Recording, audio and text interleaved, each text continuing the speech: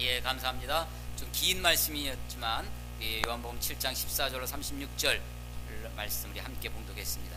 사람이 하나님의 뜻을 행하리 하면, 우리 17절에 있는 말씀이죠. 사람이 하나님의 뜻을 행하리 하면 이 교훈이 하나님께로부터 왔는지 내가 스스로 말함인지 알리라.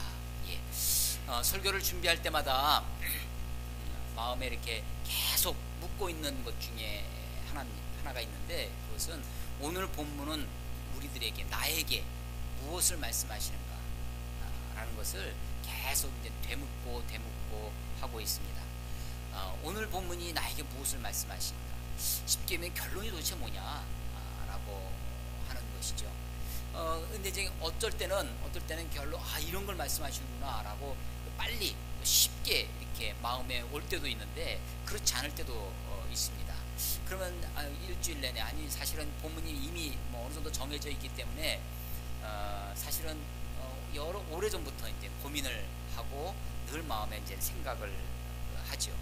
오늘 이 본문이 좀 그렇습니다. 도대체 이 본문이 우리들에게, 이 성경이 말씀하시는 결론이 도대체 뭐냐라고 하는 것이죠. 그 고민을 고민합니다.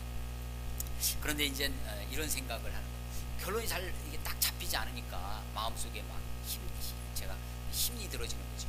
근데 이제 위안을 삼고, 오히려 그것이 저에게 소망이 되는 것은, 야, 네가 왜 결론을 신경 쓰냐, 네가 왜 그걸 걱정하느냐, 하나님이 알려주시고 하나님이 말씀하실 텐데, 너는 네 본분은 여기서 무슨 이 교훈이 여기서의 가르침이 이거다라고 내가 말할 것이 아니라 하나님이 말씀하시도록 하나님께 맡기고, 너는 이 말씀이 무슨 뜻인지를 잘 설명을 하면 하나님께서 이 말씀을 통해서 그렇게 역사하실 것이 아니냐라고 하는 것이죠.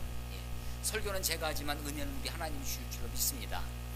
예. 이 본문은 14절에 보면 명절 이야기로 계속되어집니다. 명절의 중간, 명절의 시작이 7장 1절부터 시작됩니다. 그것은 초막절이라고 하는 명절입니다. 초막절. 이 초막절은 유대인의 3대 절기 중에 하나입니다. 첫 번째가 6월절이 있습니다.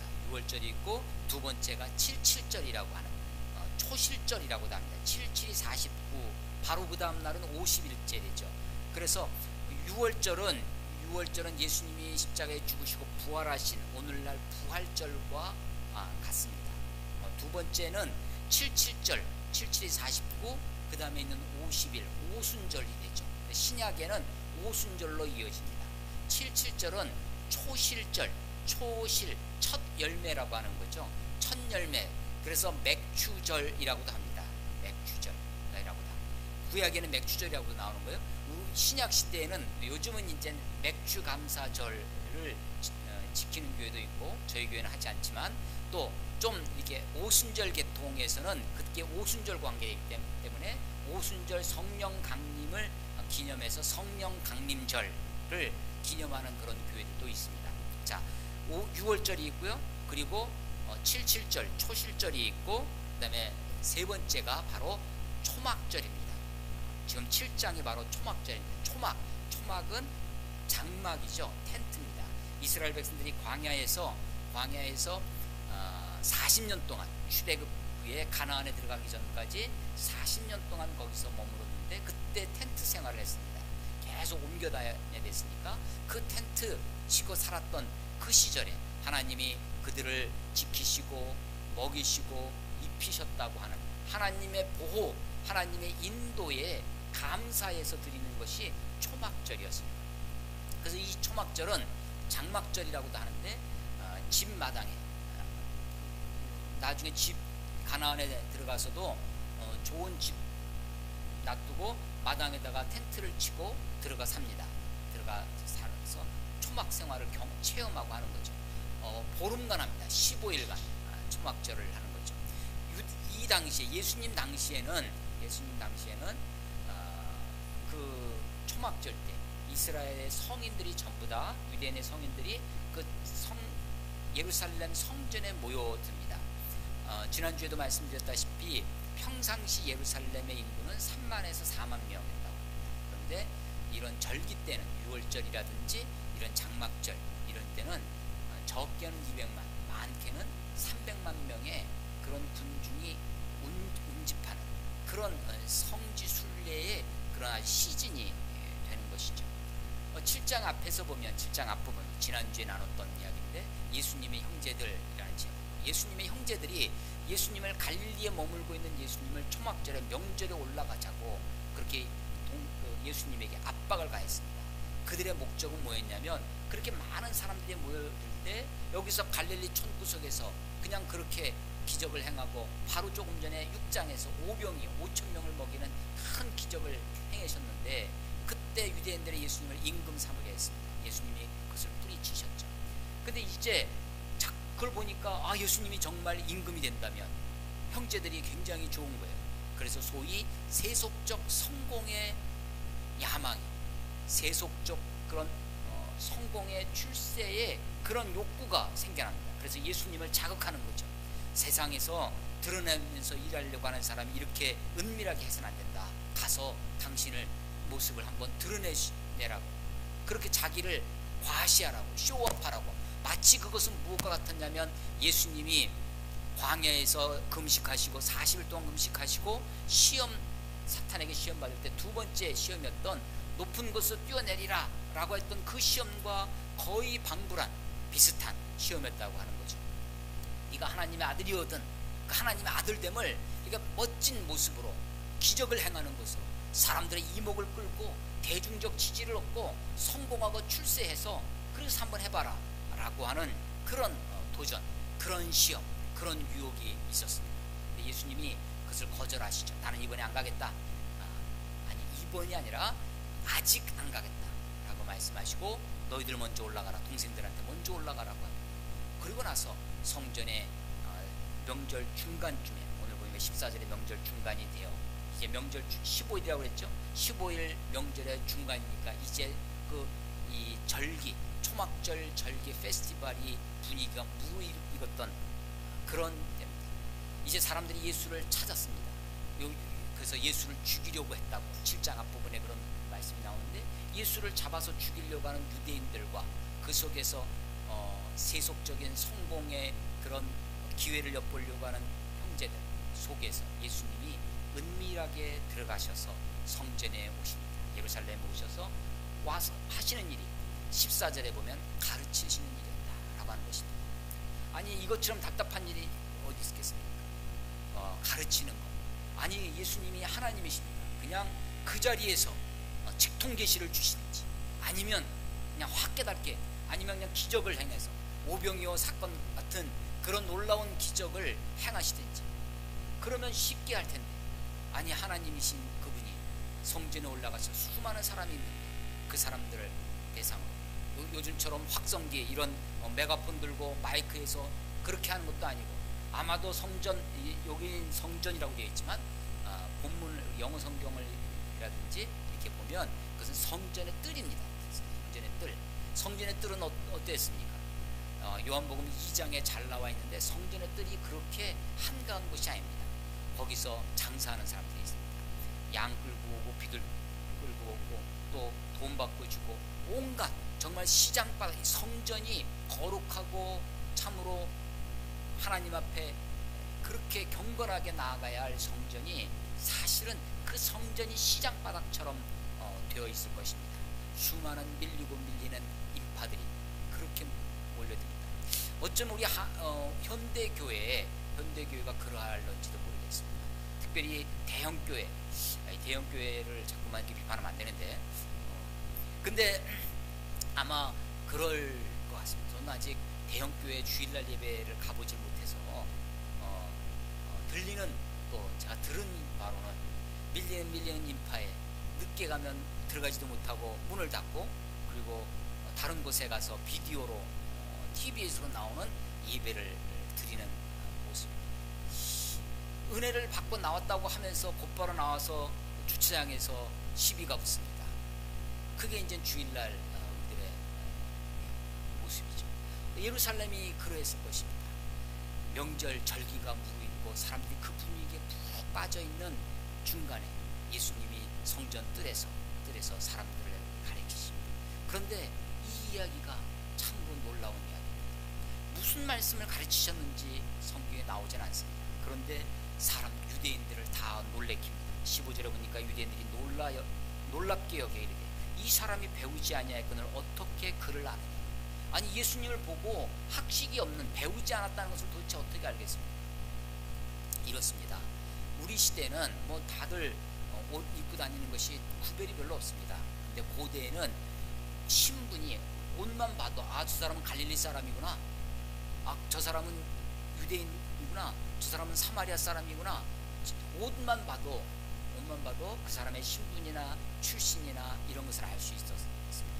특별히 순례객들이 많은 곳에서 예루살렘에 있는 본토인, 예루살렘에 있는 본 거주인과 오랜 시간 걸어서 먼지나는 팔레스틴의 길을 걸어서 온 순례객들과는 행색이 달랐을 것입니다.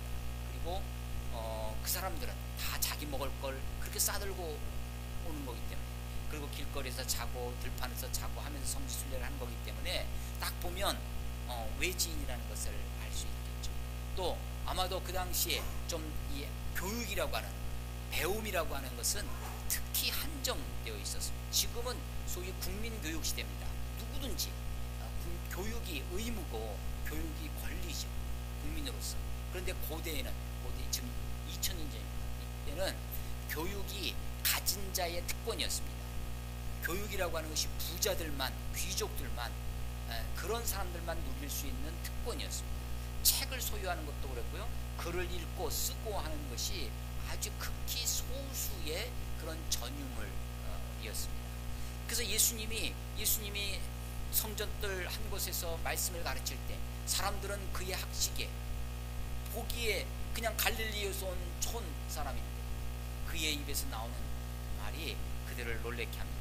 마치 이것은 누가복음 2장의 어린 예수가 12살의 예수님이, 소년 예수님이 유월절 때 그 율법사들과의 이야기를 통해서 그 사람들을 놀래켜 주는 것과 동일합니다. 예수님이 그들에게 가르침을 베풉니다. 그러면서 내 교훈은 나에게서 나는 것이 아니라 나를 보내신 이 하나님으로부터 하늘로부터 오는 것이다. 그러니까 예수님의 가르침의 출처가 이 땅이 아니라 하늘이라고 하는 것은 자기가 만들어낸 것이 아니라 하나님으로부터 받아서 말씀하시는 것이라는 것을 그렇게 이야기를 합니다. 근데 예수님이 이들에게, 유대인들에게 파문을 일으킵니다. 여러분 기억나십니까? 파문? 요한복음 5장에 베데스다 연못가에서 그 물이 그 우물에 제일 천사가 와서 물을 동하고 가면, 물을 움직이고 가면, 돌멩이 연못에 돌멩이 던지면 이 동그란 원을 그리죠. 그걸 워터링이라고 하는데 파문입니다. 파문이 일어나는 물결 파자에 문이 문자입니다. 근데 파문은 사실은 정말로 그 당시 사회에 파문을 일으키는 거죠. 그 베데스다 연못가에서 그 병자를, 38년 된 병자를 고치십니다. 그런데 안식일이었어요. 그것도 아니 하고 많은 날 하필이면 그것도 명절에였습니다. 5장도 명절, 6장도 명절, 7장도 명절. 그래서 이 명절 때문에 이 요한복음에 기록된 이 명절 때문에 예수님의 공생애가 3년이라는 것을 알게 되는 거죠.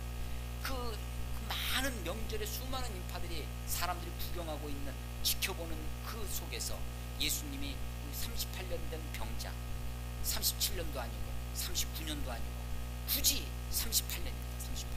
이 38년은 광야 38년, 유대인 우리가 36년 하면 일제 생각하듯이 그들은 38년 하면 광야에서 고난받던, 정말 그렇게 고생하던 시절을 떠올리는 거죠.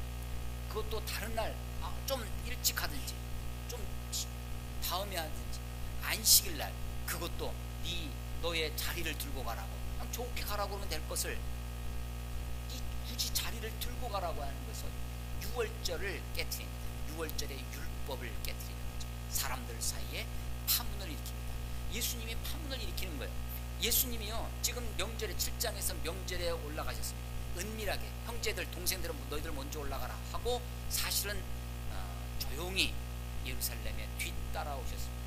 그리고 나서 예수님이 하시는 것이 뭐냐면, 그래서 조용히 그냥 가르치고 말씀을 가르치고 조용히 가시는 것이 아니라 그 유대인 사회, 그 예루살렘의 순례객들 그 사이에 또다시 파문을 일으킵니다. 또다시 그들의 마음을 뒤집어 놓습니다. 17절에 보시면 사람이 하나님의 뜻을 행하려 하면 이 교훈이 하나님께로부터 왔는지 내가 스스로 말함인지 알리라. 스스로 말하는 자가 자기 영광만 구하되 보내신 이의 영광을 구하는 자는 참되니 그 속에 불의가 없느니라. 자, 19절 모세가 너에게 율법을 주지 아니하였느냐. 너희 중에 율법을 지키는 자가 없도다. 너희가 어찌하여 나를 죽이려 하느냐. 아니 지금 이 사람들은요 율법을 지키기 위해서 명절에 올라온 것입니다. 이 사람들은 율법을 정말로 율법 지키기의 선수입니다. 율법 지키기의 달인입니다. 이들은 그것을 율법을 지키기 위해서 먼 거리를 마다하지 않고 여행 경비가 많이 드는 겁니다. 그것을 돈을 장만하고 그 돈을 허비하면서까지 여행 경비를 다 들여서 거기까지 오는 것입니다. 지금 율법을 지키기 위해서 온 사람들에게 너희가 모세 율법을 지키지 아니한다 라고 하는 것입니다. 아니요, 이들은 율법을 잘 지킨 사람이었어요. 그런데 무엇이냐면 율법의 껍데기만 지키고 있습니다. 율법의 형식만 지금 붙들고 있는 것입니다. 율법의 정신이 무엇인지, 율법의 정말 모세가 전해준 그 율법의 코어가 무엇인지, 그 본질이 무엇인지, 정신이 무엇인지 그 내용이라는 것은 없어버리고 율법의 껍데기, 형식, 그릇만 붙들고 있는 것입니다.